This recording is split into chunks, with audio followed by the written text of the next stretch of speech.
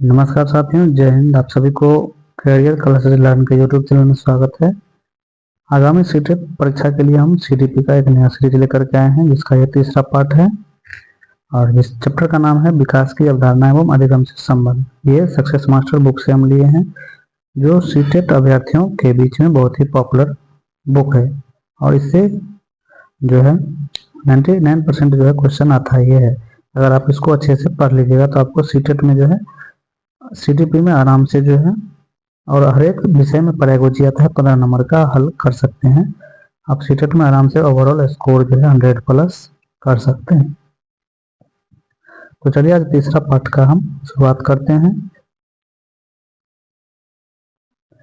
तीसरे पार्ट में आज हम बात करेंगे विकास को प्रभावित करने वाले कारक, जिसमें हम पोषक के बारे में बात कर लिए थे कि बच्चों के वृद्धि और विकास के लिए पोषक तत्व जो है बहुत ही जरूरी चीजें हैं। अगर सही ढंग से पोषक तत्व नहीं मिला तो उसके विकास पर वृद्धि पर प्रभाव पड़ेगा। शारीरिक वृद्धि पर अगर प्रभाव पड़ेगा तो वो सभी पक्ष को प्रभावित करेगा। हम पीछे भी बताए थे जो 6 पक्ष हैं विकास के: शारीरिक विकास, मानसिक विकास, भाषाई विकास, सामाजिक विकास और संवेगात्मक विकास और क्रियात्मक, सभी चीजों पर शारीरिक विकास का प्रभाव पड़ता है। तो सही से पोषण देना जरूरी है, खान पान का ध्यान रखना जरूरी है। चलिए अगला हम देखते हैं, यह है बुद्धि। यहाँ पे वृद्धि लिखा गया है, बुद्धि होगा। यह विकास के अन्य कारकों से सबसे महत्वपूर्ण कारक है। बौद्धिक विकास जिसका उच्चतर होगा, उसके अंदर समझदारी, नैतिकता, भावात्मकता, तर्कशीलता इत्यादि का विकास उतना ही उत्तम होता है।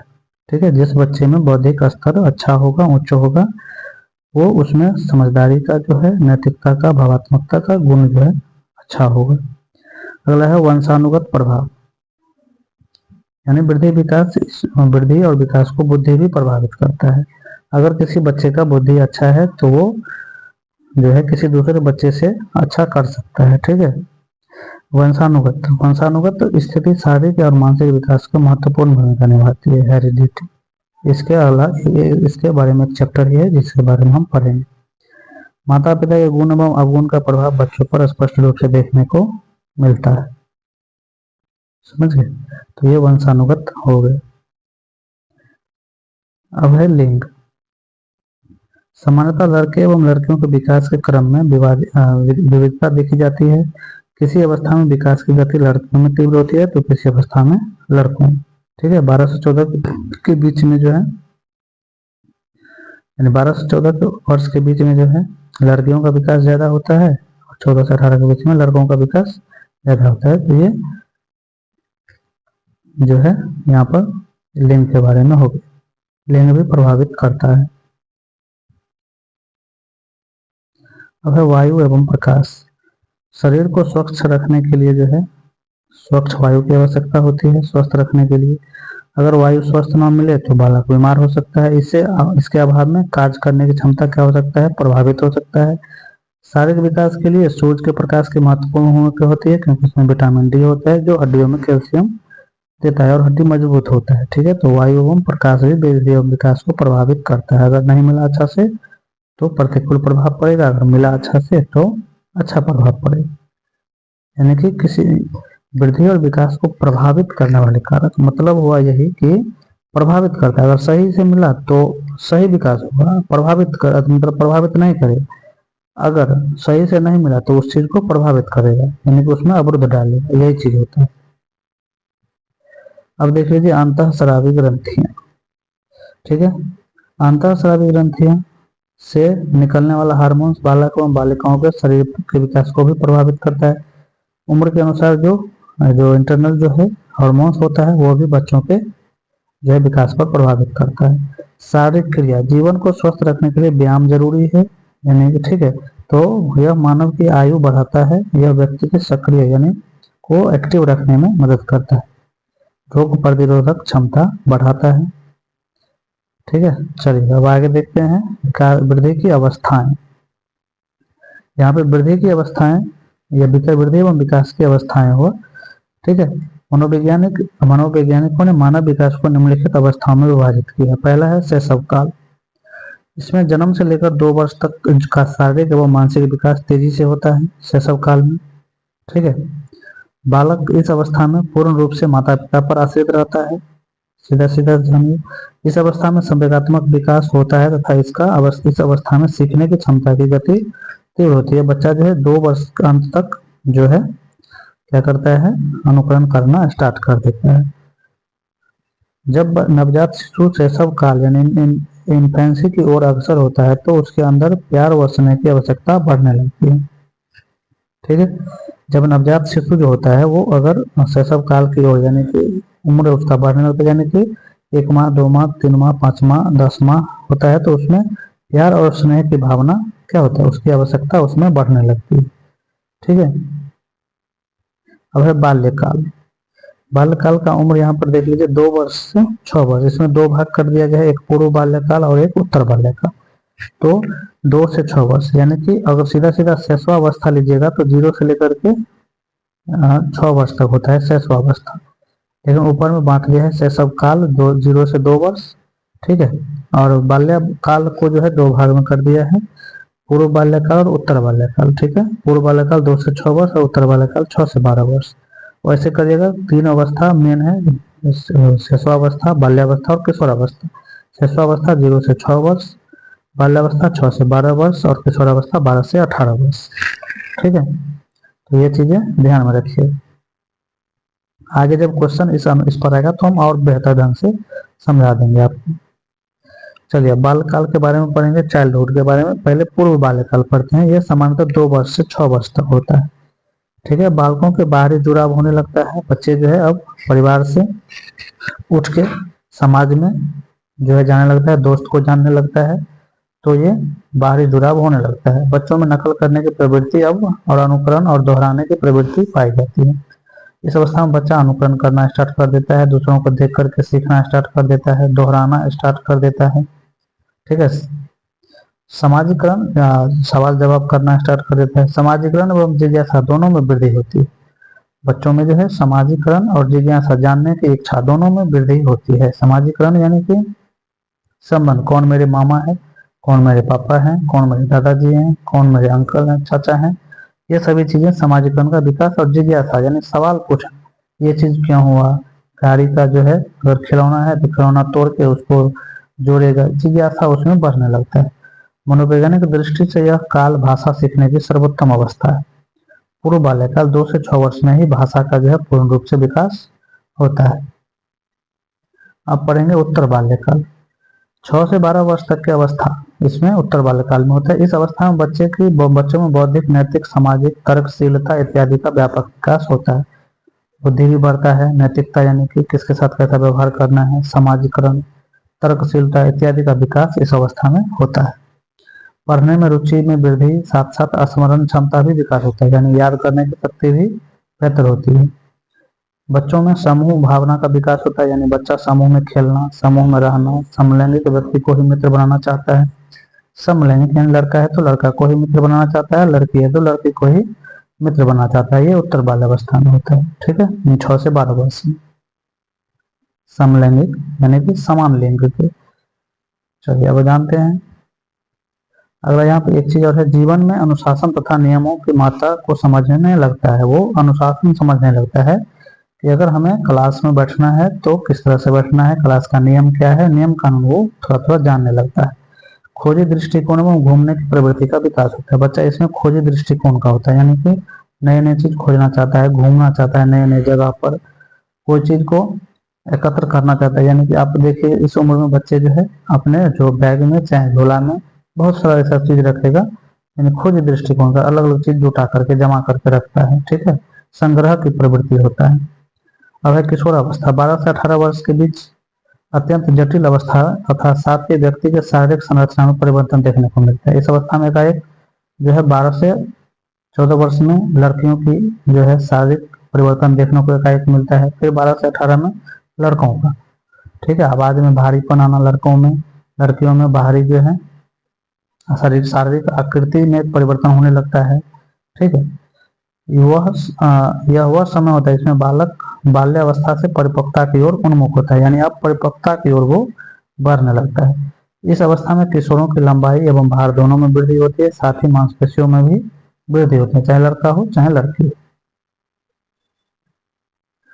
अब आगे देख लीजिए यहाँ पर 12 से 14 वर्ष के बीच लड़कियों की अपेक्षा लड़कों की अपेक्षा लड़कियों की लंबाई एवं मांसपेशियों में तेजी से वृद्धि होती है, और 14 से 18 में लड़कियों की अपेक्षा लड़कों की लंबाई एवं मांसपेशियों में तेजी से वृद्धि होती है। इस काल में प्रजनन अंग विकसित होने लगते हैं एवं उसकी काम की मूल प्रवृत्ति जागृत होती है। यानी विपरीत लिंग के प्रति जो है क्या होता है, बच्चों में जो है वो क्या होता है कि विपरीत लिंग के प्रति आकर्षण बढ़ने लगता है। समझ गए। इस अवस्था में किशोर दुश्चिंता, दुविधा एवं स्वयं से संबंधित सरोकार कम यानी सरोकार मतलब का भाव रखते हैं। बच्चा खुद से मतलब लगने लगता है और दुविधा में हो जाता है कि हम क्या करें, हम आगे क्या करेंगे, भविष्य में क्या करेंगे, भविष्य की चिंता करने लगता है, कल्पना करने लगता है, मैं कौन हूँ, मैं क्या हूँ, मैं भी कुछ हूँ। इसी प्रबल भावनाओं का विकास इस अवस्था में होने लगता है। इस अवस्था में किशोरियों में बुद्धि का पूर्ण विकास हो जाता है, उसके ध्यान केंद्रित करने की क्षमता बढ़ जाती है, स्मरण शक्ति बढ़ जाती है, ठीक है, याद करने की शक्ति बढ़ जाती है, सारा चीज। इस अवस्था में मित्र बनाने की प्रवृत्ति तीव्र हो जाती है, सामाजिक संबंधों में वृद्धि होती है। इस अवस्था में नशा और अपराध के प्रति उन्मुख होने की अधिक संभावना होती है। बच्चे इस अवस्था में ही नशा के प्रति उन्मुख होते हैं, ठीक है। किशोरावस्था को आंधी और तूफान की अवस्था भी कहा जाता है। इस अवस्था में नशा के प्रति उन्मुख होता है। कोई बच्चा का जो है जीवन का निर्धारण इसी अवस्था में हो जाता है कि वो आगे क्या कर पाएगा, ठीक है। किशोरावस्था में शारीरिक बदलावों का प्रभाव किशोर जीवन के सामाजिक व मनोवैज्ञानिक पहलुओं पर पड़ता है। तो इस अवस्था में उन्हें शिक्षकों एवं मित्रों और अभिभावकों से सही मार्गदर्शन एवं सलाह की आवश्यकता होती है। इस अवस्था में माता पिता, चाहे शिक्षक हो चाहे कोई भी दोस्त हो, सही से गाइडलाइन करना बहुत ही जरूरी होता है किशोर को या किशोरियों को। समझ गए। अब है युवा प्रौढ़ावस्था। यह 18 से 40 वर्ष तक है। किशोरावस्था एवं युवा प्रौढ़ावस्था में कोई निश्चित उम्र नहीं होती है। यह अवस्था मानव जीवन की निश्चित परिपक्वता ग्रहण करने की से प्राप्त होती है, ठीक है। अब है परिपक्व प्रौढ़ावस्था। यह 40 से 65। शारीरिक विकास में गिरावट आने लगती है, बालों का सफेद होना, मांसपेशियों में ढीलापन, चेहरों पर झुर्रियां आना इस अवस्था में होने लगता है। अब वृद्ध प्रौढ़ावस्था 65 से अधिक। शारीरिक क्षमता कमजोर हो जाता है, याददाश्त शक्ति कमजोर हो जाती है,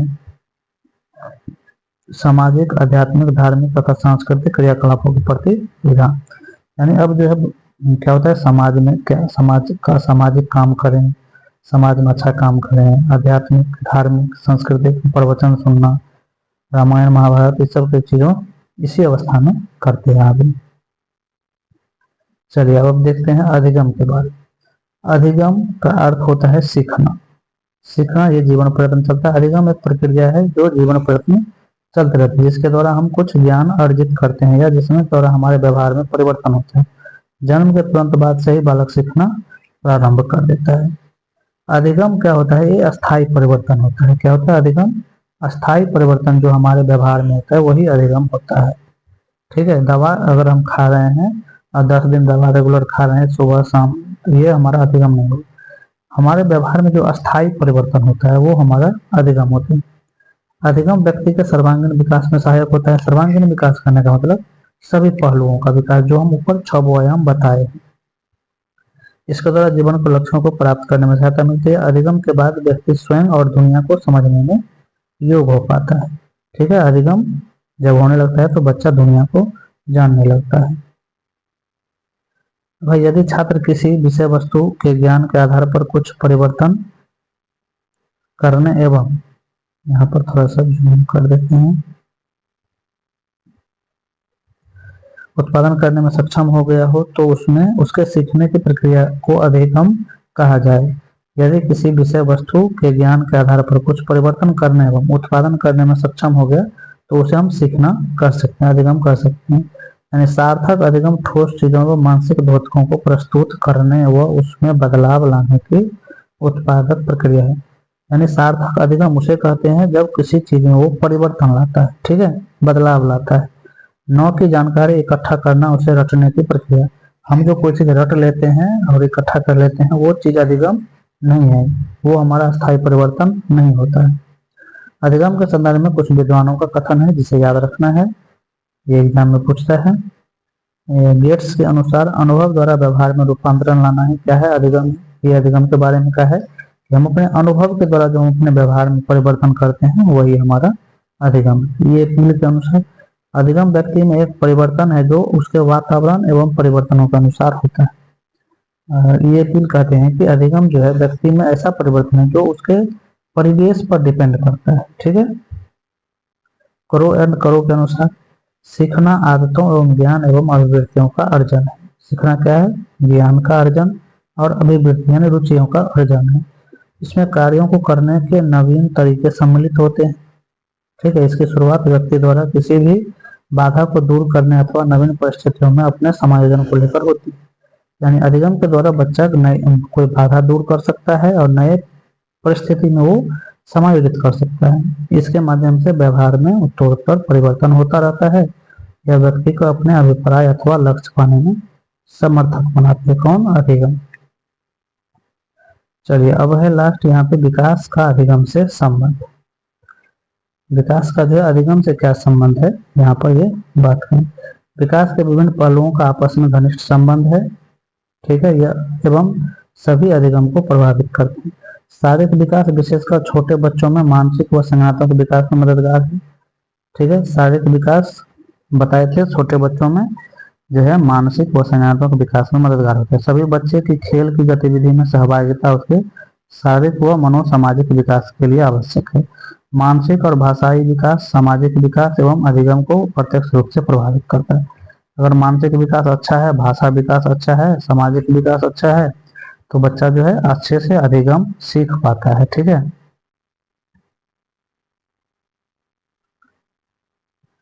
अब देखिए बालकों का विकास एवं अधिगम एक निरंतर प्रक्रिया है। विकास और अधिगम एक निरंतर चलने वाली प्रक्रिया है जिसके साथ बालकों में उन सिद्धांतों का भी विकास होता है जो बच्चे प्रकृति व सामाजिक दुनिया के बारे में बनाते हैं।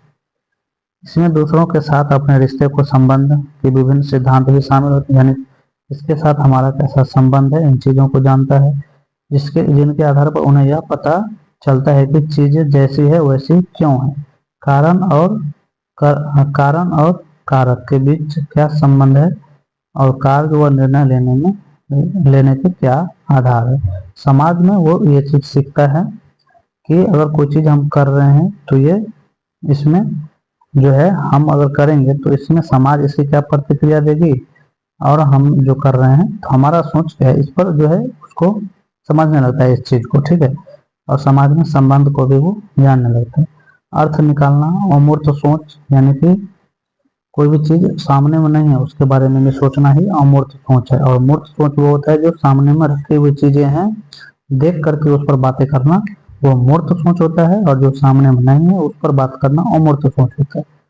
इस सभी चीजों की क्षमता का विकास होता है। विवेचना व कार्य, यानी कि कोई भी चीज को करके यानी सोच समझ करके वो कार्य करना अधिगम की प्रक्रिया का सर्वाधिक महत्वपूर्ण पहलू है।